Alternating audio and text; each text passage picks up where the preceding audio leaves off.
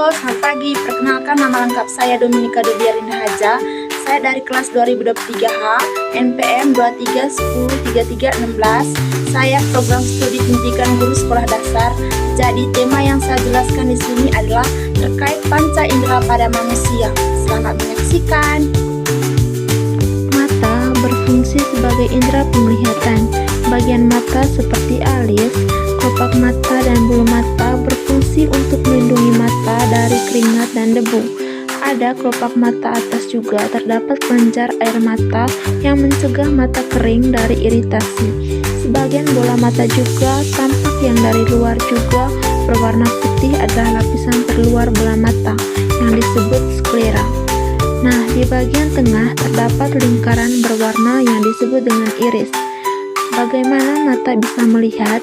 Jika mata dapat melihat sebuah benda, jika ada cahaya yang mengenai permukaan benda yang akan dipantulkan dan akan ditangkap oleh mata.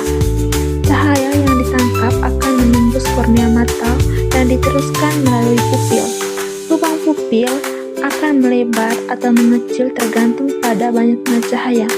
Jika menerima cahaya terang-terang, pupil akan mengecil. Sebaliknya juga, jika menerima cahaya redup, pupil akan melebar. Lubang pupil dapat berubah-ubah karena diatur oleh otot pada iris. Setelah melalui pupil, cahaya akan mengenai lensa mata dan dibiaskan lensa dan memiliki daya akomodasi atau kemampuan mencembung dan mengimpit. Lensa mata dapat mengatur cahaya agar jatuh tepat di retina. Rangsangan cahaya yang jatuh di retina kemudian dikirim ke otak melalui saraf.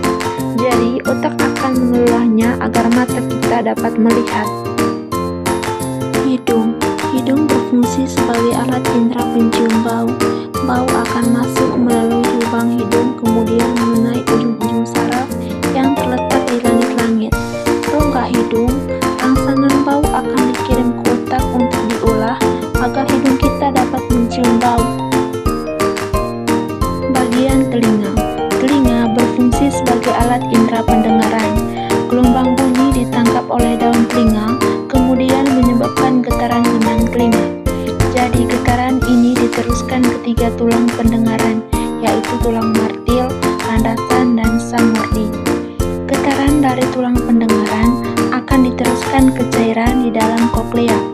Getaran cairan koklea akan merangsang ujung-ujung saraf pendengaran. Rangsangan bunyi akan dikirim ke otak agar telinga dapat mendengar bunyi. Jadi, tekanan di dalam dan di luar telinga dijaga agar tetap seimbang oleh saluran eustasius.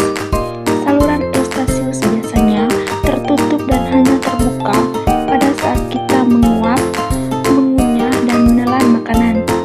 Telinga ini bukan hanya berfungsi sebagai alat pendengaran, tapi juga alat keseimbangan. Bagian yang berperan adalah saluran lingkaran. Baik adik-adik, karena ibu tadi sudah menjelaskan di antara ketiga panca indera, jadi mungkin di antara adik-adik ada yang tahu ada berapa lagi panca indera yang belum ibu jelaskan tadi. Hore, terima kasih. Tepuk tangan karena jawabannya sudah benar. Tepuk tangan. Baik adik-adik, jawabannya itu benar sekali.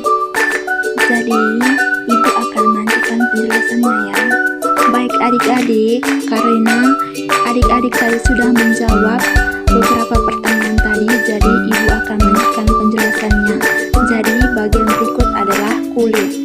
Jadi, kulit ini berfungsi sebagai indera peraba seluruh tubuh kita, dilapisi oleh kulit.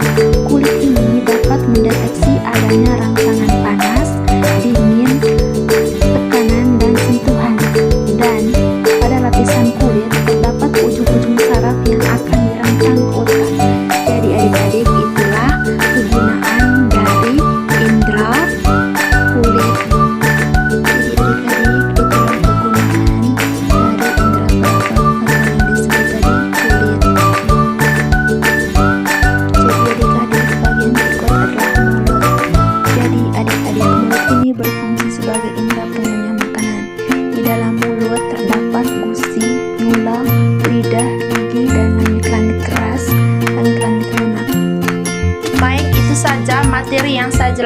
terkait panca indera pada manusia. Semoga video saya ini dapat berguna dan bermanfaat siapa saja yang menonton. Terima kasih.